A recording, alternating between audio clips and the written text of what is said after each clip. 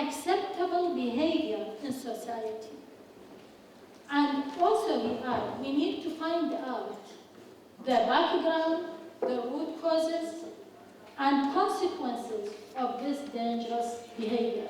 And imagine, just to see in our society, just to see a religious leader to talk about violence against women, that's mean, it's a big achievement, because mostly Islam is being saying from the propaganda that it's been blamed for violence against women.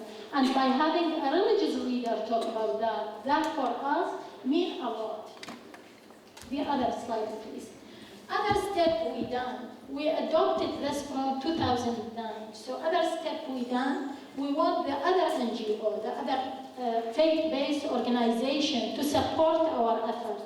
So we done so much workshops, conferences. We call upon other NGOs to help our effort for violence against women. And for this Islamic Day for Violence Against Women, we achieved, in the other slide, please. This year, in the national conference, in the 1st of Safar, the Islamic Day, 22 Islamic faith-based organizations announced their support, and they give a sharing statement at that day to support our effort and come with us for that thing. And imagine all these names of the FB organization, all these faith-based organizations are famous and have influence in our society. Our other slide. The other step we done, I will not be long, so for the survey, don't worry. In this slide, it shows that the other step we done in Al-Hakim Foundation, we go further and we said we want to be really realistic. So we done a survey, a national survey, the first national survey done in Iran by Al-Hakim Foundation. So we ran a survey in 2009. It took us 6 months with our limited capability, but we could do it and run it. We want to know the sources of violence that women are being subjected to, the age, where it happened, what kind of violence. And just to do that by our foundation, which being considered a faith-based organization, is something achievable. The reason why, because as I said before, sometimes they just hide the violence, but when it comes forward, a faith-based organization do the survey, this is something really good. The other slide, please. From the result of the survey, I will not go through all, but I will just say some of them, which is in the red color, said job type, housewife 58%, which means most of the violence is a domestic violence.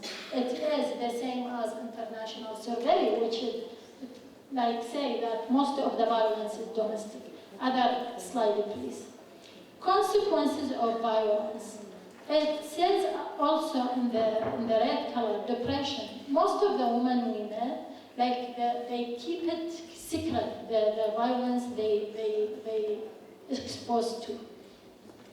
Other page, please. Frequently exposed to violence, 22%. And it shows also that most of the violence is verbal violence, and also there is the physical, verbal, and emotional 12%. The other slide, please. This is the important slide. Yeah, this one.